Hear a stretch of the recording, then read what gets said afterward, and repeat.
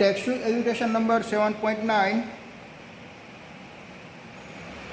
Suppose the frequency of a source in the previous example can be the varied. Okay, what is the frequency of a source at which the resonance occurs? To calculate the impedance, the current and the power dissipate at the resonance condition. Okay तो resonance condition की हमको frequency निकालनी है। तो resonance condition कब applicable होती है? जब XC = XL होती है तब हमने उसकी एंगुलर फ्रीक्वेंसी निकाली थी, तो ओमेगा नॉट √LC हमको मिल रही थी। ओके तो L और C की वैल्यू क्या थी? अगले वाली एग्जाम्पल में मैं यहाँ पे मैं वापस लिख देता हूँ। L था 25.48 × 10⁻³ हेनरी एंड C था 796 × 10⁻6 फैराड, बिकॉज वहाँ पे माइक्रो फैराड आपको दे रखा है। ठीक है, ओके इन दोनों की वैल्यू मैं यहाँ पे अटैच कर देता हूँ। तो ओमेगा नॉट = 1/√, L की वैल्यू यहाँ पे दे रखी है 25.48 × 10⁻³ और C की वैल्यू आपको दे रखी है 796 × 10⁻6। ओके आप उसका मल्टीप्लिकेशन कीजिए और ओमेगा नॉट की आप वैल्यू फाइंड आउट करेंगे तो आपको आंसर मिलेगा 222.1 रेडियन पर सेकेंड। ये ओमेगा नॉट का आंसर क्या होता है? रेडियन पर सेकेंड होता है। बट हमको क्या निकालनी है? फ्रीक्वेंसी निकालनी है। It is angular frequency. Okay तो फ्रीक्वेंसी निकालने के लिए हमारे पास ओमेगा नॉट का इक्वेशन अवेलेबल है 2π μ। ये μ क्या आएगी? ओमेगा नॉट अपॉन 2π आएगी। तो ओमेगा नॉट की वैल्यू हमारे पास अवेलेबल है 222.1 upon 2 × 3.14, so that 35.4 hertz. Okay ये आपको रेजोनेंस फ्रीक्वेंसी फाइंड आउट हो गई।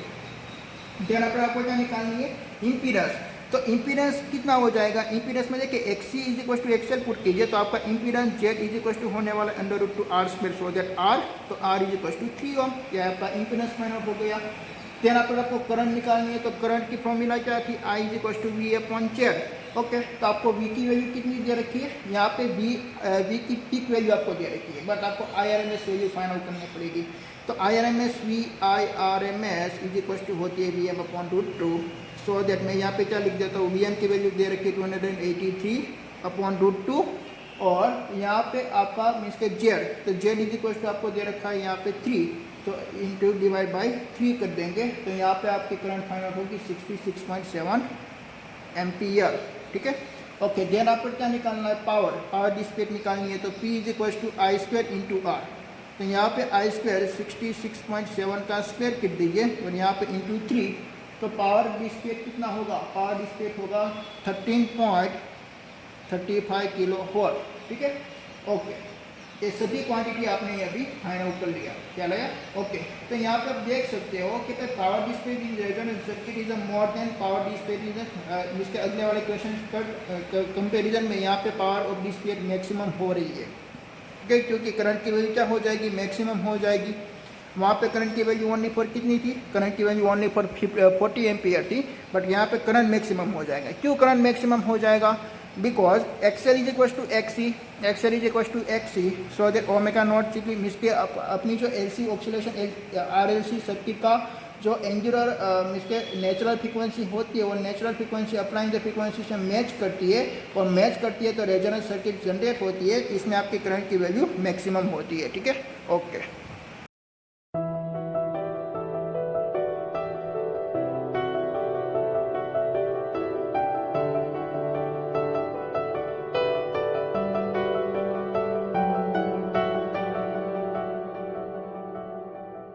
Textual example number 7.10.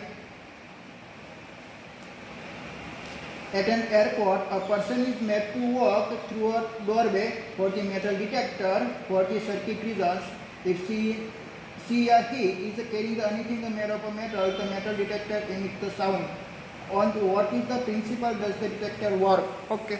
तो ऐसे हमारा मिस के पहले वो सिक्योरिटी सिस्टम हमारा ऐसा ड्रॉअर आती है। ठीक है, तो यहाँ पे क्या लगाई होती है? एक बहुत सारी एक कोयल लगाई हुई होती है। ठीक है, ओके तो एक कोयल क्या करती है? एक मैग्नेटिक फील्ड जनरेट करेगी। ऐसे वो मैग्नेटिक फील्ड जनरेट करती है। अगर आप इसमें से पास आउट हो गए और आपके पास कोई मेटल अवेलेबल है तो एक कैसा केस हो गया कि भाई आपके पास एक सोलेनॉइड अवेलेबल है और उसको आपने AC सोर्स के साथ कनेक्टेड किया हुआ है, AC सोर्स के साथ। तो यहाँ पे मैं AC में ड्रॉ कर देता हूँ। AC सोर्स के साथ अपने कनेक्टेड किया हुआ है और यहाँ पे बीच में आप कोई मेटल लगाते हो तो मेटल लगाने से क्या होगा? कि भाई ऐसा जरूरी नहीं कोई भी मेटल हो तो मैग्नेटिक फील्ड की वैल्यू को क्या कर देगा, चेंज कर देगा या डिक्रीज कर देगा या इंक्रीज कर देगा। ठीक है, अगर वो फेरोमैग्नेटिक मटेरियल होगा तो वो मैग्नेटिक फील्ड की वैल्यू को क्या कर देगा, इंक्रीज कर देगा, और मैग्नेटिक फील्ड की वैल्यू को इंक्रीज कर देगा तो एल की वैल्यू में चेंजेस आएगा। एल इज वेरिएबल, तो L is variable so that आपका जो एक्स एल एलिमेंट है, XL inductive reactance omega L, ये भी आपका वेरिएबल होगा। तो ये वेरिएबल होगा तो आपका जो इम्पीडेंस है, impedance Z is equal to R square plus XL minus XC का स्क्वायर, ये भी आपका वेरिएबल होगा। तो ये वेरिएबल होगा तो करंट की वैल्यू में कोई चेंजेस आएगा, और करंट की वैल्यू में जो चेंजेस आएगा तो क्या होगा कि भाई करंट की वैल्यू में चेंजेस आएगा तो अलार्म बजना स्टार्ट हो जाएगा। ख्याल आया? ओके, एक इलेक्ट्रिकल करंट के साथ में आपने तो डिटेक्टर लगाया हुआ है, वो डिटेक्टर वर्किंग करने लगेगा तो एक फिनोमिना के ऊपर वो पूरी की पूरी आपकी जो सिक्योरिटी सिस्टम है वो वर्क करती है। अगर आप मेटल को इनसाइड लेके आए तो मेटल जो फेरोमैग्नेटिक मटेरियल होगी तो मैग्नेटिक फील्ड लाइन इंक्रीज होगी और एल की वैल्यू चेंज होगी। एल की वैल्यू चेंज होगी तो एक्सएल एलिमेंट भी चेंज होगा और इम्पीडेंस भी चेंज होगा और करंट की वैल्यू भी चेंज होगी।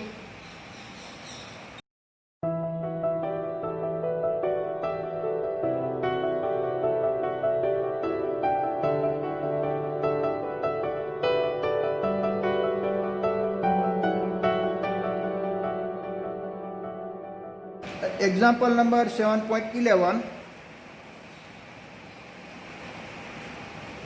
Show that the free oscillation of an LC circuit, the sum of the energy stored in a capacitor and inductor at the constant time.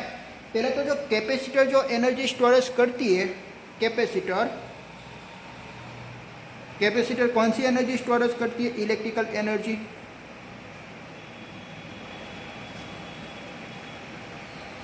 Then आपका inductor, तो inductor कौन C means के energy storage करती है? Magnetic energy.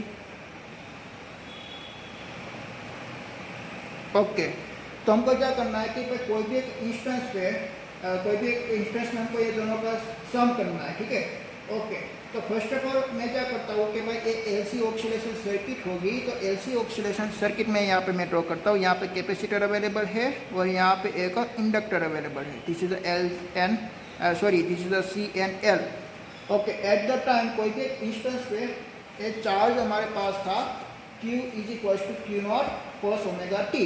ठीक है, कोई भी एक चार्ज अवेलेबल था Q is equal to q naught cos omega t at the time t पे, Q is equal to q naught cos omega t. हमको क्या फाइंड आउट करना है कि भाई ये चार्ज एक कैपेसिटर के पास था और कैपेसिटर के पास था तो वो एक सर्किट में घूमना स्टार्ट करेगा तो वो करंट बनाएगा। तो current I is equal to होती है delta q upon delta t, so that d upon d t q naught cos omega t. एक क्यू नॉट कॉन्स्टेंट वैल्यू होती है और कॉस की होती है minus sine, so that minus q naught sine omega t into t का coefficient omega available है तो ओमेगा को साथ आपको मल्टीप्लाई करना पड़ेगा। ठीक है, ये आपकी इक्वेशन मिली करंट की। Current I at the instance पे minus q not omega sine omega t find out हुई। जहाँ पर आपको इलेक्ट्रिकल एनर्जी फाइंड आउट करनी है, potential energy of capacitor 1/2 CV square equation होती है ना, तो this is the electrical energy 1/2 CV square. Okay, मैं उसको मैं क्या लिख सकता हूँ? देखिए, मैं उसको मैं ऐसे भी लिख सकता हूँ ना कि भाई CV है तो मैं लिख दूंगा यहाँ पे 1/2 Q square upon C, because Q is equal to CV। यहाँ पे मैं लिख देता हूँ Q is equal to CV आएगा तो C square V square upon C मैंने लिख दिया। ओके, तो Q के बदले में क्या लिख दूंगा? Q के बदले में ए वाला इक्वेशन में लिख दूंगा Q not cos omega t. ठीक है, ओके, तो आपका इक्वेशन 1/2C और यहाँ पे हो जाएगा Q not square cos square omega T. Okay, तो ये हो गई आपकी कैपेसिटर की potential energy. This is capacitor की पोटेंशियल एनर्जी हो गई। देन आफ्टर आपको फाइंड आउट करना इंडक्टर की पोटेंशियल एनर्जी। तो इंडक्टर की potential energy 1/Li square. Okay, तो इसमें आपको I का स्क्वायर करना है ना, तो ए वाली टर्म का आपको स्क्वायर करना है तो 1/2 L और यहाँ पे मैं लिख दूंगा Q not omega square square sine square omega t. ठीक है, ओके, तो ऐसा में और उसका आपको स्क्वायर ही करना है सो दैट माइनस साइन हट जाएगी। ओके, तो यहाँ पे आपका इक्वेशन क्या बिना देखिए 1/2 L q naught square omega square sine square omega t. और ये ओमेगा इज इक्वल टू क्या होती है एट द रेजोनेंस सर्किट पे, ओमेगा इज इक्वल टू होती है 1/√LC, बट उसका स्क्वायर करना है तो omega square is equal to हम लिख सकते हैं 1/LC। तो ओमेगा स्क्वायर के बदले मैं यहाँ पे लिख दूंगा 1/LC, तो 1/2L Q naught square sine square omega T upon आएगा LC, तो L इज कैंसल, तो आपकी इक्वेशन क्या मिलने वाली है Q naught square sine square omega T upon 2C मिलेगी। ठीक है, ओके। ये आपकी है magnetic energy, potential energy of inductor, this is a potential energy of capacitor. कोई भी एक इंस्टेंस पे आपको क्या करना है, उसको सम करना है, दोनों इक्वेशन को आपको सम करना है, this equation number 1, this equation number 2। कोई भी एक इंस्टेंस पे at any instance add both energy,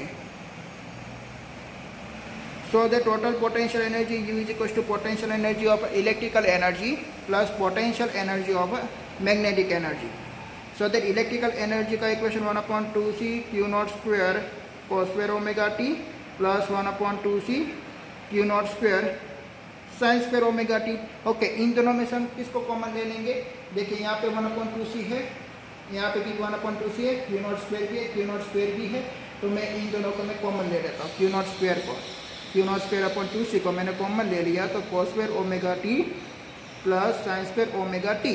तो cos square theta plus sine square theta equal to होती है 1, तो उसकी वैल्यू क्या हो गई कि भाई cos square theta plus sine square omega t is equal to 1, तो उसकी इक्वेशन आपको मिलेगी q naught square upon 2C, this is the total energy. ठीक है, इन दोनों का हमने एडिशन कर दिया, एक कोई भी इंस्टेंस पे आपको फाइंड आउट हुआ। ठीक है, ओके।